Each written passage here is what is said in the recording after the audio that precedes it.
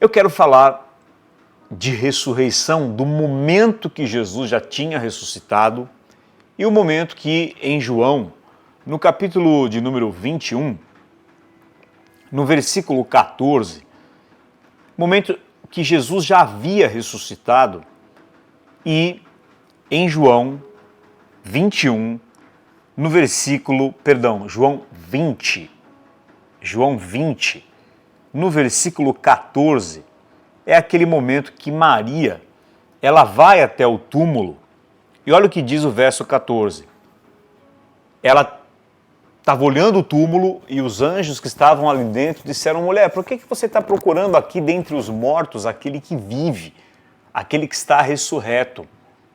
E Maria, então, diz assim o verso 14. Tendo dito isto, voltou-se para trás e viu Jesus em pé, mas não reconheceu que era Jesus. Grifa essa palavra aí, não reconheceu. Grifa na tua cabeça, não reconheceu ela que era Jesus. Ora, Jesus tinha morrido na sexta e ela estava aos pés da cruz. Sábado, domingo, ela já não reconheceu, há algo tremendo aqui, que era ele. 15. Perguntou-lhe Jesus: mulher, por que choras? A quem procuras? E ela, pensando ser o jardineiro, onde Jesus morreu, o sepulcro era um jardim, pensando ser um jardineiro, respondeu: se tu o tiraste, dize-me onde puseste, Jesus, e eu o levarei. Maria não reconheceu que era Jesus. Por quê? Presta muita atenção nisso agora. Quando você passa pelo processo de Deus, Deus ele vai fazendo obras, aquele que começou a boa obra. Ele vai te tornar algo irreconhecível. Jesus não foi reconhecido por aquela que era sua discípula, que estava com ele há 3 anos todos os dias. Ora, ela viu ele na sexta, no domingo ela já não reconheceu. E o que Deus faz na sua vida, o que Deus tem para nós, é uma nova forma, uma nova vida. Então, como pode? Você pensa nisso comigo. Como pode alguém que você andou 3 anos e viu anteontem, hoje você já não reconhece? Só há uma explicação. Todo o processo da cruz, da dor, daquele esmagamento, transformou Jesus em algo novo.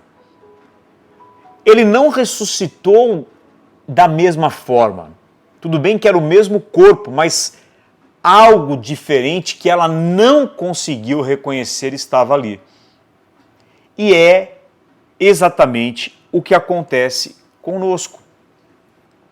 Esse processo que você está passando, seja uma crucificação, uma aflição, algo que tirou teu chão, que há uma dor, há sofrimento, isso eu não sei o tempo, mas vai te transformar em algo completamente novo. Ah, tá, mas ele era Jesus. Tá bom, eu vou te falar de outro que também viveu algo igual. José. José viveu 17 anos com os irmãos. Pô, o cara com 17, 18, ele já tem um rosto formado de adulto. Os irmãos, quando chegaram no Egito após 17 anos, então José estava com 35, não reconheceram que era ele também. O que isso nos faz compreender? O que isso nos dá a entender? Isso nos dá a entender que esse processo que Deus está trabalhando na tua vida, que você não entende, que tem dor, que tem sofrimento, que tem espera, que tem espera, que tem espera, que tem incompreensão, te transforma literalmente em algo novo. Não é algo que quando você olha, você fala, não, eu acho que tem alguma semelhança. Não. É algo totalmente novo. Totalmente novo. Por isso que a Bíblia diz que o que está em Cristo é nova criatura. Desculpa aqui que eu achei que tinha caído. As coisas velhas se passaram e tudo se faz novo. Esse tudo se faz novo não é apenas num momento de conversão, ou graça, ou eternidade, mas são momentos que Deus, Ele nos leva a sermos pessoas que quando a pessoa olhar para você vai falar, meu Deus, você é outro, Só que ninguém vê a dor desse processo. E aí o que eu falei é que quando você olha, não existe alguma coisa que te faz entender, eu acho que é realmente José. Não, parece ele, é ele, ó a voz. Eles não reconheceram nem a voz de José. É aquela transformação da lagarta em borboleta. Você olha para a borboleta, você nunca diria que ela foi uma lagarta.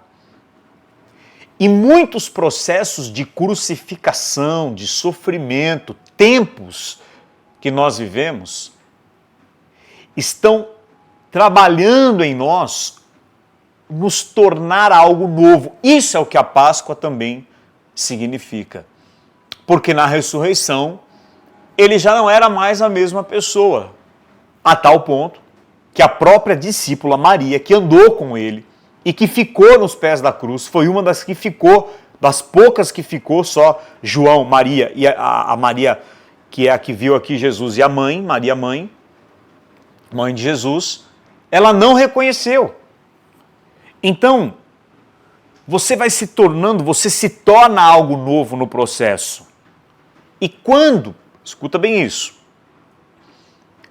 quando você atinge esse novo, então eu passei, seja uma demissão, uma mudança radical na tua vida, você chegou nesse patamar, você realmente saiu voando do casulo.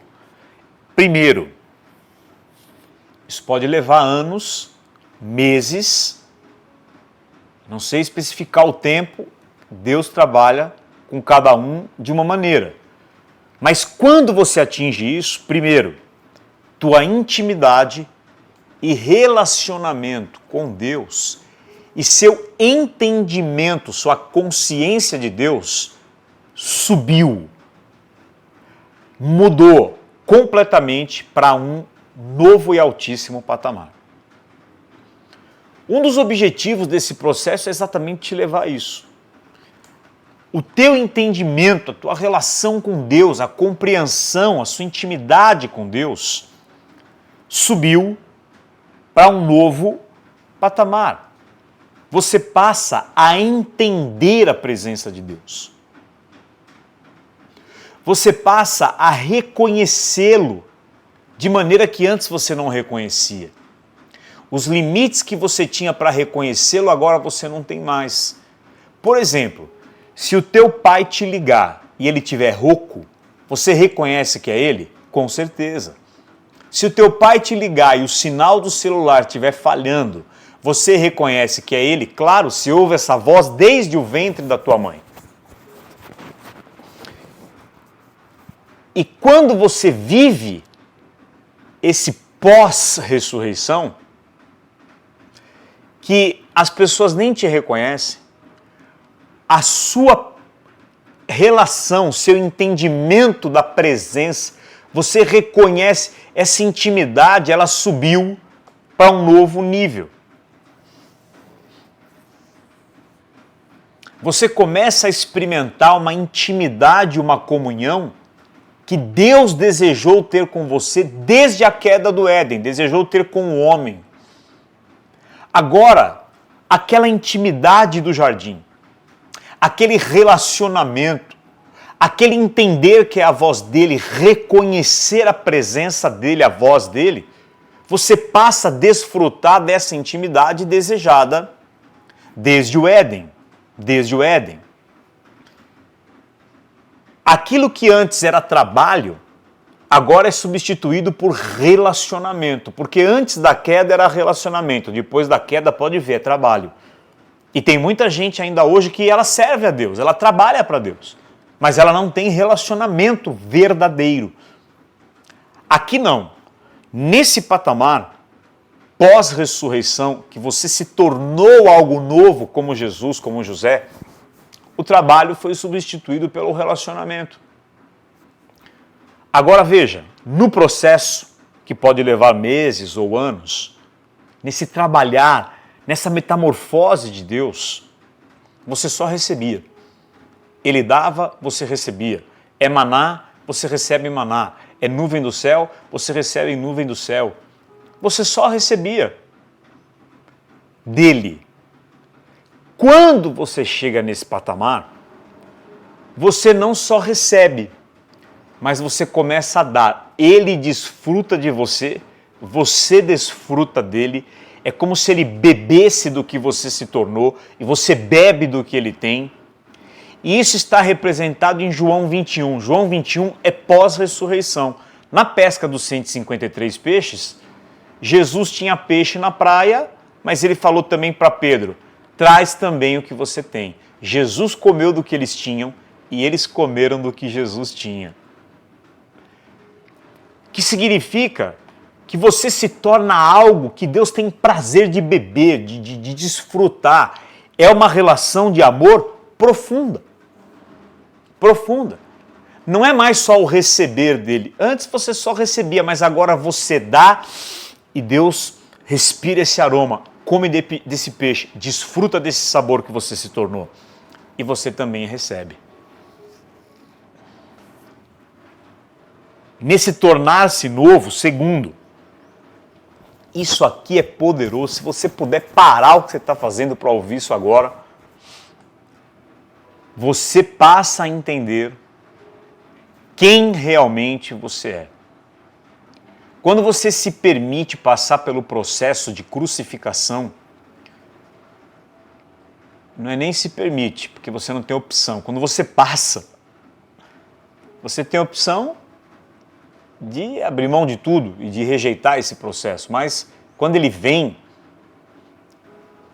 o esmagamento que você enfrenta, o sofrimento, uma perda, uma dor, uma mudança muito drástica. E isso, essa obra, esse trabalho de Deus neste processo termina. Sabe quando você terminou aquele almoço e fala, acabei, está tudo pronto?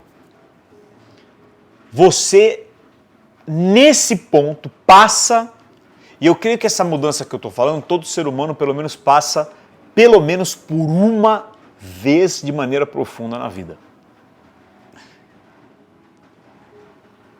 Nesse ponto você passa a entender quem realmente você é. O real você. O verdadeiro você. O verdadeiro eu. Sem as camadas de identificação com o meu passado. Porque Deus retirou essas camadas do que você achava que você era no processo. Você foi sendo desmascarado por Deus. Tirando. Ele foi tirando as camadas do que você se identificava e achava que você era. Mas nesse ponto, quem você realmente é, o verdadeiro eu, o autêntico eu, sem identificação com as coisas do passado, emerge. Ou seja, tudo que te descaracterizava, o ego principalmente, o eu criado pela mente, que não é um eu verdadeiro, ele foi desmascarado, ele morreu. Esse é o significado de estou crucificado com Cristo, morri. Não é morreu o ser, a essência, mas o ego, o falso eu. Então, emerge e você passa a entender. Isso é um assunto muito complexo, talvez nós precisaríamos de estudar por meses para entender isso. Mas você passa a ser quem você é. Primeiro, você não é mais cópia de ninguém. Você não é mais uma cópia. Você não é mais uma voz que você aceitou. Porque muitas impressões e percepções que você tem são vozes de pessoas do passado que imprimiram em você um padrão. e você não precisa mais dessa pessoa, desse pai, desse tutor, desse mestre, de quem for, porque agora você tem esse padrão já em você, e muitas vezes é um padrão limitado. Toda crença é limitada. Não existe crença que não seja limitante, porque se é crença, é limitante. Isso é um assunto ainda para a gente poder um dia entender, estudar e falar, trocar sobre isso. Mas você não é mais uma imitação de ninguém, você não é mais cópia de ninguém que você um dia admirou. E quem emerge? O verdadeiro você, o autêntico.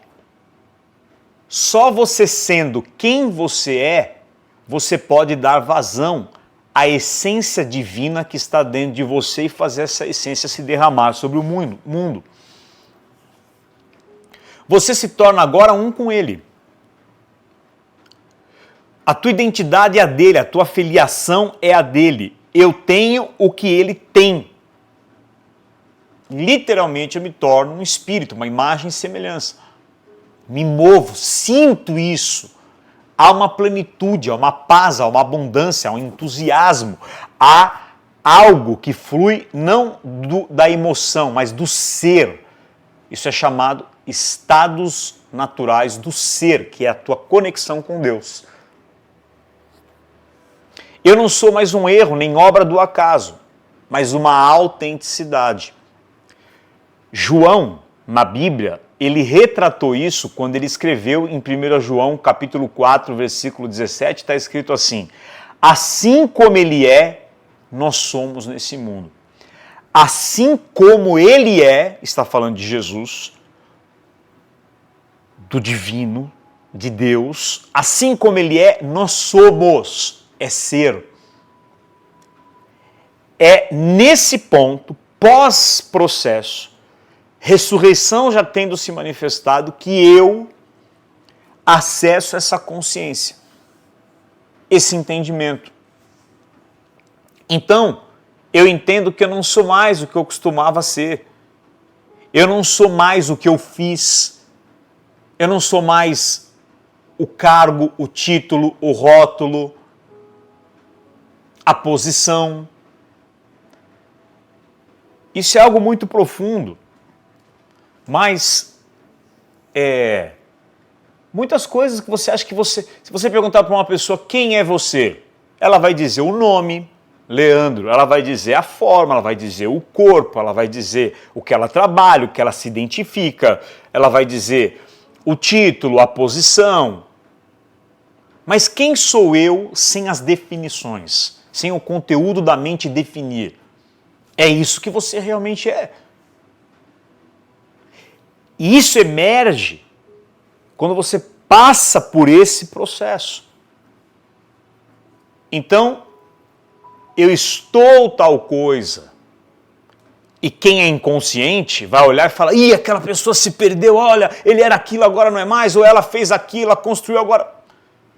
Porque todo mundo está identificado no ser com uma forma, com algo que é rotulado e definido pela mente, e não por aquilo que realmente é. 1 João 4,17. Assim como ele é, nós somos nesse mundo. Então vamos lá. Eu estou te dizendo que Jesus, quando saiu do sepulcro, lá em João 21, 14 e 15, Maria, que andou com ele 3 anos, não reconheceu ele. Nada. Nem a voz dele. Ela não reconheceu a voz dele. Tanto que ele falou: o que você está procurando? E ela, pensando que era o jardineiro, onde colocaram o corpo que estava aqui? Ela só reconheceu quando ele falou o nome dela, a identidade. Maria. E eu falei que da mesma maneira, mas Jesus viveu isso por quê? Porque ele passou por um processo de esmagamento. José também, os irmãos não reconheceram que era ele. Você vai ler isso lá em Gênesis 40, entre os capítulos 40 e 45 deve estar isso aí lá. Os irmãos não reconheceram, nem a voz, nem nada, conversaram com José e tal, mas não reconheceram. Por quê? Porque o processo, essa dor, a cruz, o que nós passamos, aquilo que é uma hemorragia diária e que está dentro de um tempo de Deus, e é um processo, é a obra que Deus está fazendo em você, aquele que começou a obra, vai fazer de você algo irreconhecível, que não tem nenhuma similaridade com o que você foi no passado. Eu comecei falando sobre isso. Depois a gente disse que quando você vive isso, primeiro, a tua intimidade com Deus mudou. Teu relacionamento. E você passa a desfrutar de um relacionamento com Deus que ele desejou ter com o homem antes da queda de Adão e Eva no Éden. Você passa a ser a obra dele, o vinho dele. E antes você só recebia, mas agora você dá para ele e recebe, como Pedro levou peixe, Jesus comeu, Jesus tinha peixe, Pedro comeu. É uma troca entre vocês dois. Você reconhece a presença dele, você vê ele, você sente ele. Você vê uma pessoa falando, você reconhece que ali é uma palavra dele. Você vê uma mensagem, sei lá, na rua, na natureza, num pato, você sabe que é ele. Você vê uma nuvem e tal, você sente, você sabe que é ele. Você subiu de patamar, não tem explicação. Isso só vai acontecer quando você chegar nesse ponto. Depois eu estou falando que nesse nível, nós passamos a entender quem, não é nem entender, nós passamos a ser quem nós somos. Então hoje se fala muito de autoconhecimento. O que é o autoconhecimento? É conhecer a si mesmo.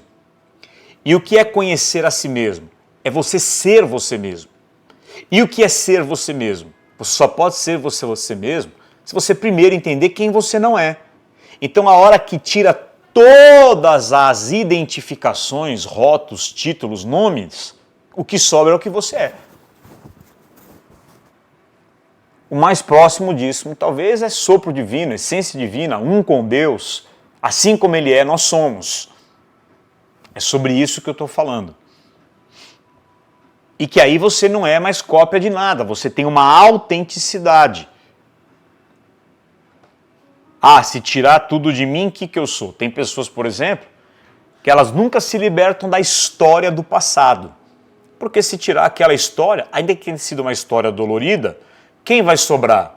Se tirar a minha história, quando você tem uma identidade ligada ao teu passado, se tirar o teu passado, se você perdoar, se você soltar, se você falar que agora tudo aquilo foi uma benção, vai sobrar o quê? Aos teus olhos não sobra ninguém, porque você tem identidade naquilo que aconteceu, mas na verdade se você tirar, quem sobra é quem realmente você é. Você não precisa das histórias que você conta para a tua própria mente para ser quem você é. Você só pode ser quem você é, sendo quem você é. Sem as histórias e sem os acontecimentos que querem te definir. Ah, é complexo de entender isso. Sim, é muito complexo, mas isso é ser um. Pai, que eles sejam um, João 17, como eu e você somos um. Então, há uma intimidade mais profunda. Eu passo a entender quem eu sou. E agora, terceiro e último, Deus começa a te apresentar para o mundo. Deus te mostra. Sabe quando eu vou exibir meu troféu? Deus vai te exibir. Essa é a hora que você é exaltado. Essa é a hora que você é levantado. E por que agora Deus pode te exaltar? Porque o teu ego diminuiu, desapareceu.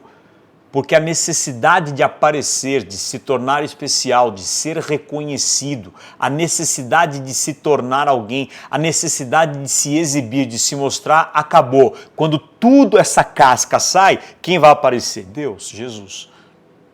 Isso é o sentido de que eu diminua para que ele apareça. Isso é o sentido de negue-se a si mesmo e carregue sua cruz. Esse é o sentido de quando sou fraco é que sou forte, porque na minha fraqueza ele aparece. Então, como o processo gerou uma humildade pela humilhação, desmascarou as mentiras do eu de quem você pensa que você é, esses eus mentirosos, ou o eu mentiroso criado pela mente, é que é inseguro, é o escasso, você acha que é o abundante? Não, é o medroso, é aquele que se sente um fragmento isolado do mundo. O eu mentiroso, ele é tomado por uma sensação de separação do tudo, das pessoas e de tudo que existe.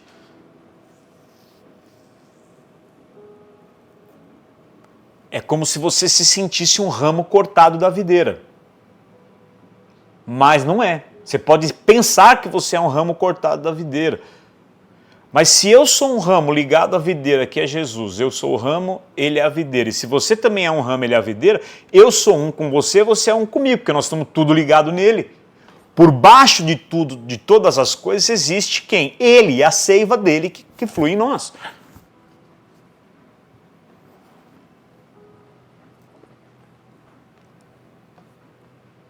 Então, esse é o sentido. E aí, como eu trabalhei esse ego, porque o ego ele sempre vai querer aumentar o tamanho, porque ele é casa sobre a areia. O ego sempre vai precisar de elogios para ter convicções e para continuar. Ele para nas reprovações e nas vaias e ele se motiva com aplausos. Ele está sempre competindo, ele é sempre medroso, ele precisa de ter segurança financeira porque ele não sabe que ele é a própria abundância, ele quem? O ego? Não, o ser que está por trás dele, quem você é. Então eu estou dizendo em último lugar que quando esse novo em você acontece, após esse processo que pode durar meses ou anos, Deus pode te levantar e te expor ao mundo. É aí que você é exposto, é quando José é levantado e todo mundo, quem é esse homem, meu Deus, que manda em tudo, que até o faraó paga pau para ele? Quem é esse cara que está no trono, esse Davi, que agora reina sobre tudo? É o Jesus, que agora tem um nome sobre todo nome. Agora Deus pode, e quando eu falo Deus pode, é porque ainda que ele te levante, você não rouba a glória. Porque Deus se tornou suficiente para você antes dessa grandiosidade acontecer. Ele é suficiente. Uma das coisas que esse processo quer te mostrar é que Deus é suficiente. E ele muitas vezes tira o teu chão. Quando ele se torna totalmente suficiente, cara, não preciso de mais nada, ele é tudo para mim, aí as promessas gigantes podem vir, porque agora não me rouba mais. Você está preparado para receber o grande. Então é um momento que Deus te apresenta para o mundo como resultado do processo dele na tua vida. Ele te apresenta. Nisso você pode impactar milhões de pessoas, 2 pessoas, ou impactar uma vida que vai ser transformada, não importa números, mas geralmente ele vai te levantar, porque não se coloca um luzeiro embaixo de uma mesa. Você coloca a luz em cima, não é isso? Aqui você vive 1 Coríntios 2,9. O que olhos não viram, o que ouvidos não ouviram, o que jamais penetrou no coração humano, é o que Deus tem preparado para nós. Porque agora, quando ele te exalta, você carrega ele dentro de você. E isso quer se manifestar ao mundo. É como se você fosse a lâmpada e ele é a luz. Então você é levantado, mas quem aparece? A luz. Então o que você carrega agora é colocado para fora. As pessoas vão achar, é o Leandro, é o José, mas na verdade é Deus que está brilhando ali. E muitas pessoas podem até idolatrar alguém assim, mas ele sabe que não. E o que importa na verdade é essa pessoa saber que ela só é a lâmpada, mas a luz que está brilhando é outra pessoa, é ele, através de nós. Quando você vive isso, escuta bem, já estou quase terminando, quando você vive isso, você vai experimentar níveis jamais sonhados de paz, de contentamento, de satisfação, de propósito, de alegria, de plenitude, de completude, de serenidade, de vida, de abundância, níveis jamais imaginados.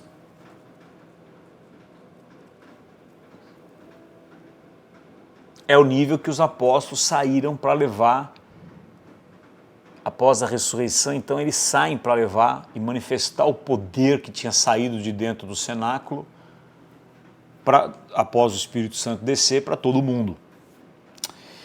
Então, o que é importante a gente entender para encerrar? Para chegar nesse ponto que eu estou falando, que é magnífico, Deus vai usar tudo o que está acontecendo com você que você não está entendendo nesse processo que você está vivendo agora. Nada será desperdiçado. Nem um dia, nem uma hora, nem um momento, nem uma pessoa, nem uma dor, nem uma lágrima, nem uma perda, nem uma desgraça aos seus olhos. Nada vai ser desperdiçado. Tudo será usado como ingrediente para gerar esse momento que Deus quer gerar na tua vida. Por quê? Porque esse processo, ele sempre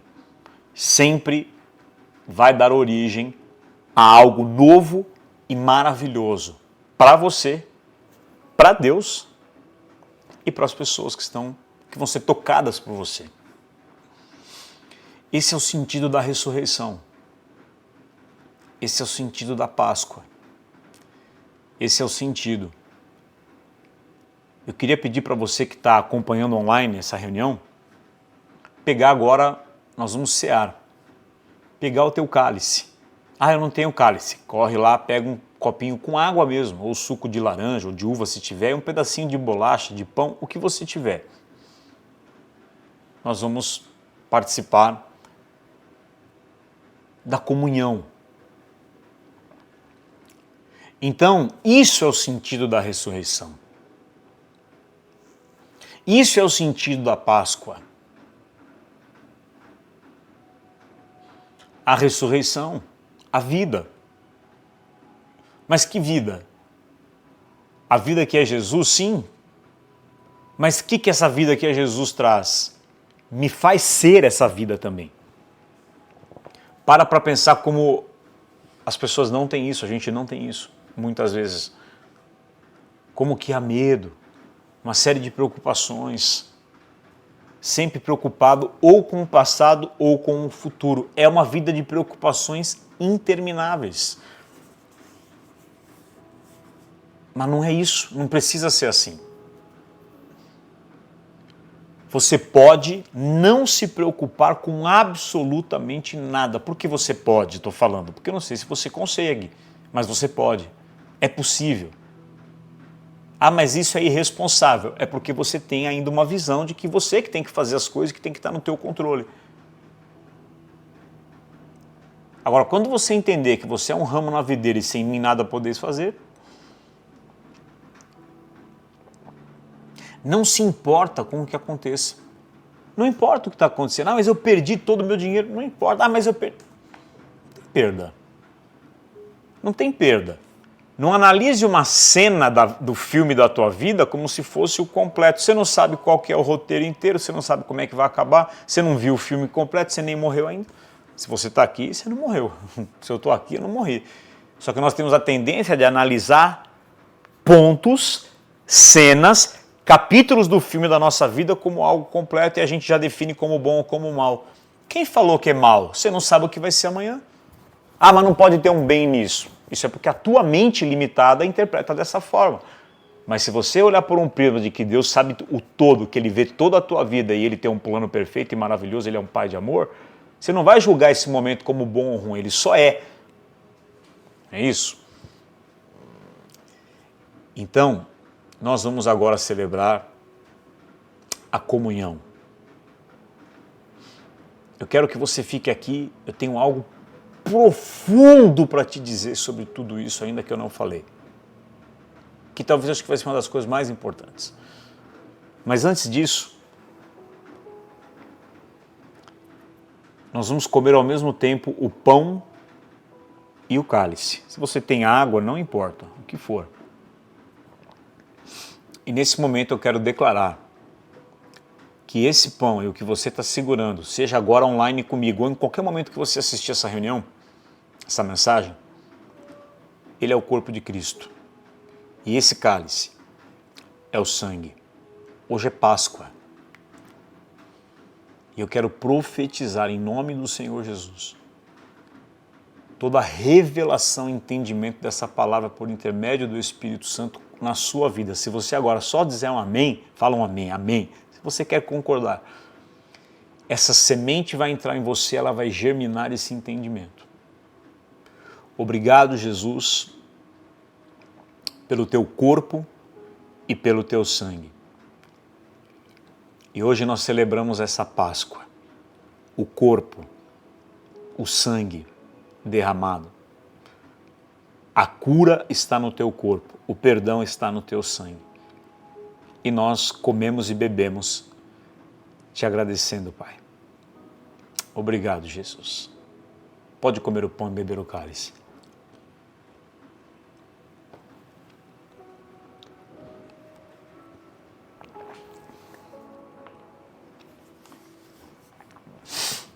É muito bom, né? É muito bom. É muito bom. Eu vejo aqui onde eu estou agora fazendo essa reunião, esse ambiente cheio de uma nuvem, vejo com os olhos da fé. Há anjos aqui onde eu estou, há anjos onde você está. É maravilhoso. Uma feliz Páscoa para você, viu?